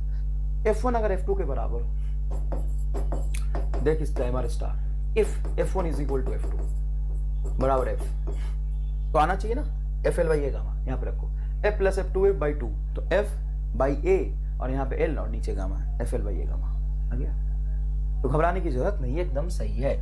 इसमें इलोंगेशन इतना होगा, ठीक है। इसको और आसानी से कैसे लिख सकते हैं, और आसानी से मैं लिख के दिखाता हूँ। सिंपल तुम ऐसे याद रखो, डेल्टा एल बराबर जो फोर्स लिखते हैं वो आ जाता है तुम्हारा average force, F1 plus F2 by 2 into L, ऊपर चला जाएगा, डिवाइडेड बाई गामा ए, ये आंसर है, ठीक है। तो अब यहाँ पे एक सवाल पूछते हैं बहुत बढ़िया। एक फ्रिक्शनलेस सरफेस पे, स्मूथ सरफेस है, देखो स्मूथ है, एक रॉड रख दिया जिसका क्रॉस सेक्शन एरिया है A, लेंथ है इसका L, यंग मॉडुलस है गामा, मास भी है इसका कुछ m, और इस पे फोर्स लगाया मैंने। इसमें इलोंगेशन कितना होगा? तो बच्चे कहते सर 0। क्यों 0? कि सर ये तो खिंच जाएगा पूरा, यहाँ तो रिजिड बॉडी है, मतलब फिक्स्ड है ही नहीं, एंड फिक्स है ही नहीं, इधर से तो कोई फोर्स ही नहीं लगाया। तो बेटा आपका जवाब गलत है। ध्यान से सुनिएगा। मान लो मैं तुम्हें स्मूथ सरफेस पे लिटा दूं और तेरा हाथ पकड़ के खींचता हुआ ले जाऊं, ऐसे तो लेटा पड़ा है और तुम्हें खींचता हुआ ले जाऊं। देखो जैसे ये रामलाल को ही ले लेता हूं, रामलाल यहाँ पे लेटा है, रामलाल यहाँ पे लेटा है। अब रामलाल की मुंडी को पकड़ के ले जाऊं, खींचूं मैं, तुम्हें लगेगा कि इलोंगेशन नहीं हो रहा, ऐसा नहीं है। जैसे मैं खींचूंगा तो कुछ ना कुछ यहाँ पे स्ट्रेस डेवलप होगा। अरे भाई तुम्हें मैं लिटा के और हाथ पकड़ के खींचूंगा तो पैर अपने आप थोड़ी नहीं चलेगा, पैर को ये हिस्सा खींच रहा होगा, इसको ये हिस्सा खींच रहा होगा, इसको ये हिस्सा खींच रहा होगा, तो हर जगह पे कुछ ना कुछ टेंशन आएगा। दूसरे तरीके से फिजिकली समझाता हूँ, मान लो यहाँ पे फोर्स लगा है, मास इसका है, तो फोर्स बटा मास एक्सीलरेशन होगा, ठीक है। हर हिस्सा इतने से एक्सीलरेट कर रहा है। अगर मैं पूछूं यहाँ पे मुझे टेंशन बताओ, यहाँ पे, तो तुम इस हिस्से का एफबीडी बोलोगे, इसका मास कुछ हो जाएगा m, इसका मास हो जाएगा कुछ m, एक्सीलरेशन तुम निकाल लोगे इसका F by m, net force बटा नेट मास पूरे बॉडी का एक्सीलरेशन है, तो इस बॉडी का एक्सीलरेशन इतना ही होगा। तो यहाँ पे कुछ टेंशन आएगा, T बराबर इसका मास इंटू ये एक्सीलरेशन। तो यहाँ पे टेंशन है, तो टेंशन बाई एरिया तुम्हारा स्ट्रेस डेवलप कराएगा। और दूसरी बात, ये तो समझाने के लिए मैंने थोड़ा सा एफर्ट्स लगाया। डायरेक्ट ये रहा ना तुम्हारा फॉर्मूला, इलोंगेशन डेल्टा एल बराबर, रख यहाँ पे एक फोर्स बता कितना है, F है, दूसरा F2 बोल 0 है, तो ये होगा बेटा FL बाई 2a गामा, यही आंसर है। ले फॉर्मूला से तो डायरेक्ट आ गया आंसर। तो कई बार ऐसे सवाल पूछ लेते हैं, ध्यान रखिएगा। अब है तुम्हारा स्ट्रेस स्ट्रेन कर्व। क्या मैं किसी बॉडी को खींचता जाऊंगा तो हमेशा के लिए खींचता रहेगा? देखो एक ऐसा करते हैं, ये रामलाल है, प्राण ले लूंगा मैं रामलाल का आज, इसके लेंथ को खींचा, खींच गया और खींचा, खींच गया और खींचा, खींच गया और खींचा, खींच गया और खींचा, खींच गया और खींचा, खींच गया और खींचा, खींच गया। क्या लगता है बता, क्या मैं छोड़ूंगा तो रामलाल अपनी लेंथ को पूरा गेन कर पाएगा? देखने वाली बात है कि क्या रामलाल अपनी लेंथ को पूरा गेन कर पाएगा। कितने लोगों का जवाब कर लेगा सर रामलाल बहुत स्ट्रॉन्ग आदमी है, अपनी इसको आकृति से बहुत प्यार है, देखते हैं कितना प्यार है। ओ माय गॉड, मैं कुछ नहीं पकड़े हुआ हूं, मैं तो छोड़ दिया। रामलाल को क्या हो गया, कैसा हो गया ये रामलाल? सर आपने रामलाल के साथ किया है, रामलाल से के साथ हुआ नहीं है सर, आपको हम नहीं छोड़ेंगे। हमारा प्यारा प्यारा रामलाल को क्या बना दिया सर, देखो क्या हो गया रामलाल। रामलाल को देखो, रामलाल को देखो क्या हो गया। ऐसा था क्या रामलाल? नहीं सर, तो मैंने कहाँ कुछ किया यार, पहले भी तो मैं कर रहा था। मुझे रामलाल पे भरोसा था कि मैं इसके लेंथ को यहाँ तक खींच के छोड़ूंगा तो रामलाल अपने सेब को गेन कर लेगा। मैंने पहले भी तो इसके साथ किया था, तब तो कुछ नहीं हुआ था इसको, अब हो गया। तो सर आपने ज्यादा कर दिया इस बार, और ज्यादा करने से दिक्कत होता है। हाँ, एक लिमिट में करो ना तो सब चीज ठीक रहता है। एक्सट्रीमिस्ट नहीं बनना चाहिए, है ना। अगर आप कहते हो दिन रात पढ़ो, हम ज्यादा पढ़ेंगे तो दिक्कत नहीं होगा। अच्छा, मतलब ज्यादा से तुम्हें पढ़ाई ही ध्यान में आता है। अब मैं कोशिश कर रहा हूँ रामलाल की लेंथ को चेंज करने का, नहीं हो रहा। क्या कहते हैं, कोशिश करके देख लेते हैं। रामलाल की लंबाई याद है ना, कितने हाइट का था रामलाल? रामलाल को मत भूलना बेटा। कोशिश कर रहा हूं मैं इसके लेंथ को चेंज करने का। मैंने बोला आओ रामलाल को मैं ठीक कर देता हूं। अब रामलाल को ठीक हो ही नहीं रहा लेंथ, रामलाल का लेंथ ठीक अब नहीं हो पा रहा। तो किसी भी बॉडी को हम खींचते हैं, पहले रामलाल को देखा था ना, थोड़ा सा खींच के छोड़ रहा था तो सेप गेन कर रहा था, थोड़ा और खींच के छोड़ रहा था सेप गेन कर रहा था, और खींच के छोड़ रहा था सेप गेन कर रहा था। लेकिन पर्टिकुलर खिंचाव के बाद, इलोंगेशन के बाद वो सेप को गेन नहीं कर पाया। पूरा ग्राफ ही समझ आ गया। मैंने इसको खींचा, रामलाल को कुर्बान कर दिया। देख भाई, रामलाल ने आज कुर्बानी दी है तुम्हें फिजिक्स दिखाने के लिए। रामलाल को इस बात का गम नहीं है, रामलाल ने कुर्बानी दी है कि तुम जैसे दिमाग से पैदल विद्यार्थियों के लिए रामलाल आज कुर्बान हो गया। थोड़ा अगर तुम में बुद्धि होता तो रामलाल कुर्बानी से बच जाता, लेकिन तुम दिमागी रूप से इतने पैदल हो कि रामलाल को कुर्बानी देना पड़ा तुम्हें फिजिक्स समझाने के लिए। ये होता है स्ट्रेस वर्सेस स्ट्रेन कर्व। अब ध्यान से सुनिएगा, बहुत अच्छे से मैं आपको समझाता हूँ। यहाँ पे रीजन है O से A का, ये होता है proportional limit. Proportional limit where Hooke's law is valid. Hooke's law is valid. Hooke's law valid है। यहाँ पे इलास्टिक फोर्स जो रिस्टोरिंग फोर्स है, इलास्टिक फोर्स इज कंजर्वेटिव।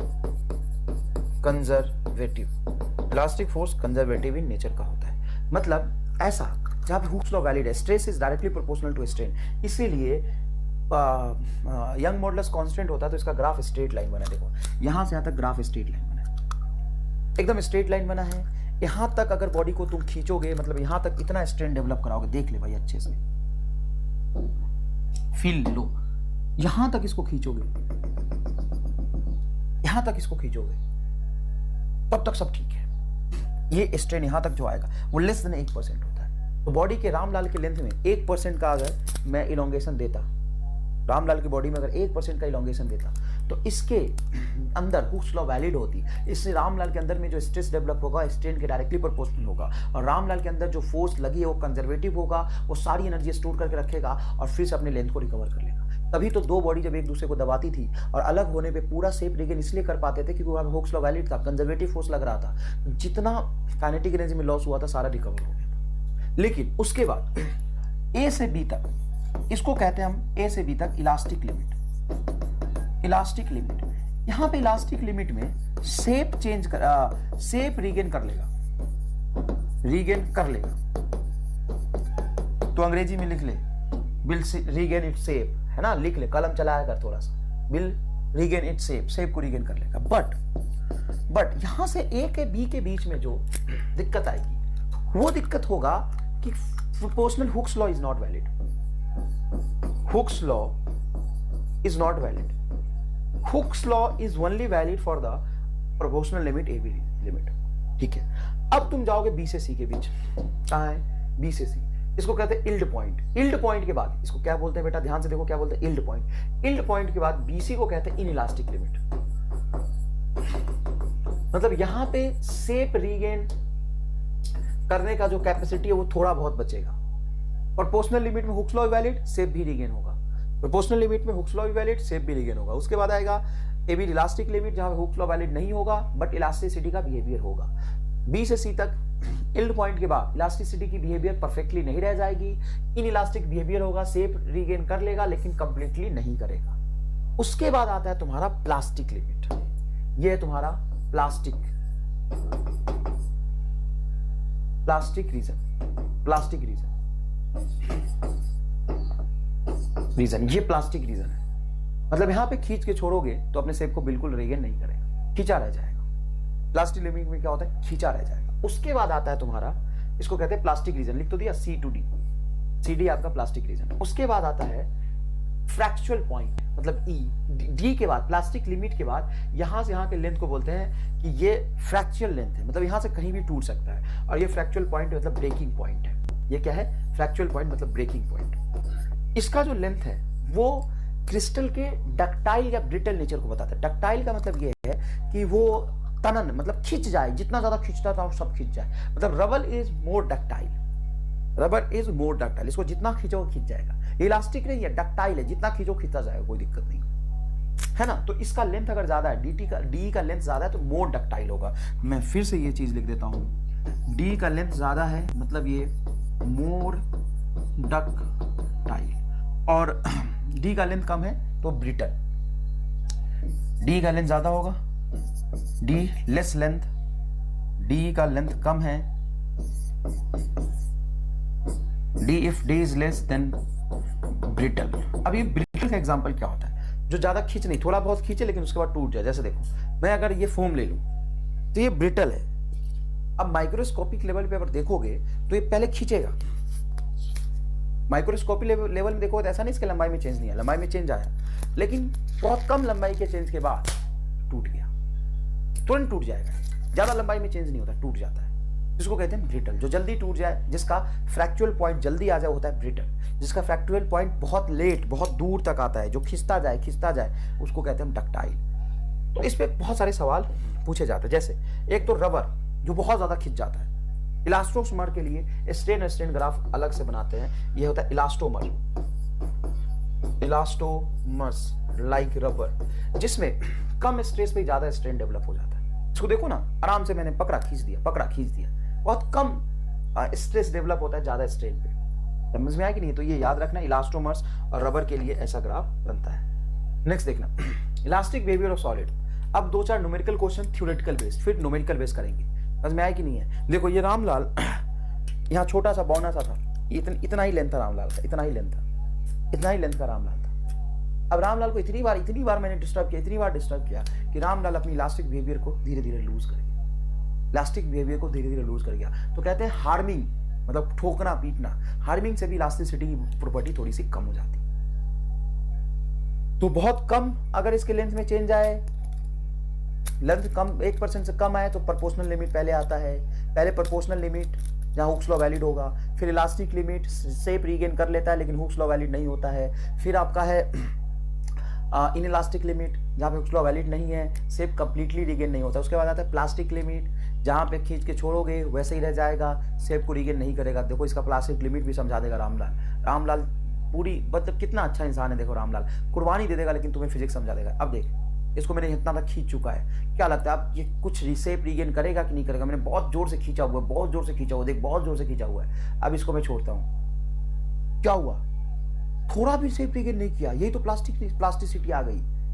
देख प्लास्टिसिटी आ गई, और खींच ले, थोड़ा भी शेप रीगेन नहीं कर रहा। देखना भाई, देखना पूरे फ्रेम में आ गया। क्या हाल बना दिया तूने रामलाल का। रामलाल कुर्बान हो गया लेकिन तुम्हें फिजिक्स मुझे लगता है सिखा गया होगा। या रामलाल की कुर्बानी ने तुम्हें फिजिक्स सिखाया या नहीं सिखाया, जरूर बताना।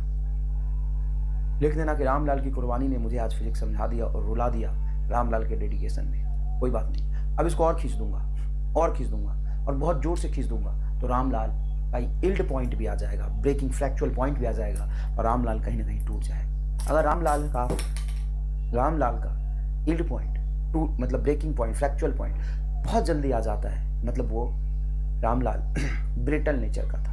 और अगर उसका फ्रैक्चुअल पॉइंट बहुत लंबा खींचने के बाद आता है, मतलब वो डक्टाइल नेचर। तो रामलाल की कुर्बानी को 2 सेकंड मौन रख के इज्जत दीजिए और प्लीज ये चीजों को भूलिएगा नहीं तो ऐसा हो रामलाल बेचारा तुम जैसे दिमाग से पैदल लोगों के लिए निपट गया। रामलाल को भी ऊपर जाके अफसोस होगा कि मैंने किसके लिए कुर्बानी दे दी, कौन से लोग हैं ये, किसके लिए कुर्बानी दे दिया, जिसके लिए मैंने कुर्बानी भी दिया और इनको कुछ समझ भी नहीं आया। तो रामलाल के को श्रद्धांजलि देते हुए अपने पैदल दिमाग को थोड़ा सा अपग्रेड करो और इसको याद रखो। आगे देखते हैं। Select correct statement. Elastic force are not always conservative. Yes, this is right, not always conservative, सिर्फ प्रोपोर्शनल लिमिट में conservative. Elastic force always conservative ना, elastic force are conservative only when the Hooke's law is over. ओहो, ये सही है। Elastic force are not conservative, ये गलत। अच्छा, elastic force are not always conservative, ये कह रहा है elastic force are not always conservative, not always conservative, हमेशा कंजर्वेटिव नहीं है। Elastic force are not always conservative, गलत।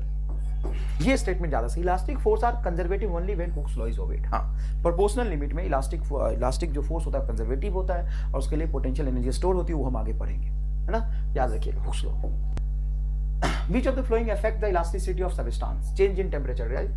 Impurity substance, right? Hardening, right? अभी समझा है, मतलब ये आंसर जाएगा। All of the three. Hardening से, ठोकने पीटने से उसकी इलास्टिसिटी कम होती है। इम्प्योरिटी से में इंक्रीज और डिक्रीज, और चेंज इन टेम्परेचर से decrease. Sorry, change in temperature में इंक्रीज या डिक्रीज क्या पता नहीं, मतलब gamma is inversely proportional to delta. बहुत बढ़िया बेटा। नेक्स्ट देखिए, shear strain possible in. Shear gas में नहीं होता, फ्लूइड में, लिक्विड में नहीं होता, गैस और लिक्विड में नहीं होता, सिर्फ और सिर्फ सॉलिड में होगा। बेटा पूछ लेते हैं ऐसा सवाल। Bulk modulus is defined for, ऐसा सवाल नीट का पूछा हुआ है। Bulk modulus is defined for, bulk modulus किसके लिए डिफाइन होता है? For all. नेक्स्ट देखिए, the ratio of radius of two wire. देखो, ratio of radius of two wire R1/R2 is equal to 2:1। The radius of two wire of same material। अच्छा, एक word छोड़ दिया। देखो बेटा, यही है सॉलिड में। सॉलिड के सवालों को बहुत पेशेंटली पढ़िएगा, फॉर्मूला मैंने बता दिया जिससे सॉल्व होगा। सेम मटेरियल मतलब इसका यंग मॉडुलस, बल्क मॉडुलस और मॉडुलस ऑफ रिजिडिटी सेम है। रेडियस का रेशियो ये दिया, ये गामा लिखा बेटा, ये आर नहीं है। गामा 1 बराबर gamma 2। If these wire are stressed by equal force, then ratio of stress produce in equal force. Equal forces आप खींचा है तो आप स्ट्रेस लिखेंगे F बराबर, सॉरी, स्ट्रेस बराबर फोर्स अपॉन एरिया। अब मटेरियल सेम है तो ज्यादा अपने को टेंशन है नहीं, फोर्स अपॉन एरिया। फोर्स भी सेम है तो इसको भी हटाओ। एरिया को लिखोगे πr², तो inversely proportional to 1/r²। That's मतलब स्ट्रेस, पहले का स्ट्रेस पहले के रेडियस के इनवर्सली प्रोपोर्शनल है। मतलब stress 1 divided by stress 2 equal to R1 नीचे R2 ऊपर का होल स्क्वायर। ये तो R1/R2 का रेशियो दिया हुआ है 2:1। देखो, R1:R2, तो 2 नीचे 1 ऊपर, 1/2 का होल स्क्वायर 1:4। ये सी आंसर आ जाए। बहुत छोटे छोटे से ऐसे ही सवाल पूछे जाते हैं। नेक्स्ट देखिए, figure shows graph between stress and strain. Stress and strain, ये रहा आपका स्ट्रेस, ये रहा strain for a uniform wire, मतलब एक ही वायर है, a wire, one wire of different temperature. अब एक वायर का तो यंग मॉडुलस एक ही होगा, हाँ, लेकिन टेम्परेचर की वजह से चेंज हो सकता है। अच्छा, ध्यान से एकदम अच्छे सुनना। स्ट्रेस y पे है, बाय स्ट्रेन मतलब y/x, y/x मतलब छोटा या बड़ा y/x, ये स्लोप को बताता है। और स्ट्रेस बाय स्ट्रेन होता है बल्क मॉडुलस, तो स्लोप इज इक्वल टू, मतलब सॉरी, यंग मॉडुलस। तो जिसका स्लोप ज्यादा उसका यंग मॉडुलस ज्यादा। तो यहां पे जो यंग मॉडुलस होगा, यहां पे इसके लिए T2 के लिए ज्यादा होगा, T1 के लिए कम होगा। यंग मॉडुलस कम कब हो जाता है? हाई टेम्परेचर पे। Young modulus is inversely proportional to temperature. तो जिसका स्लोप कम है उसका टेम्परेचर ज्यादा होगा। तो T1 का स्लोप कम है तो T1 का टेम्परेचर ज्यादा होगा। आप बोलेंगे T1 is greater than T2। Last year का पूछा हुआ सवाल है। मैंने टाइप करने वाले को बोला था कि ईयर मेंशन रखना ताकि बच्चों को फील आ जाए कि ये पूरे PYQ मैंने करा दिए, पूरे PYQ करा दिए, एक भी नहीं छोड़ा। लेकिन वो तो सूखा नशा करके टाइप करते हैं। Two different type of rubbers are found to have different stress strain curve। ये मैंने उनको बोला था टाइप करने के लिए। एक कर्व होता है, जैसे आपने हिस्टेरिसिस लूप पढ़ा होगा बेटा। आपने क्या पढ़ा होगा? Hysteresis loop.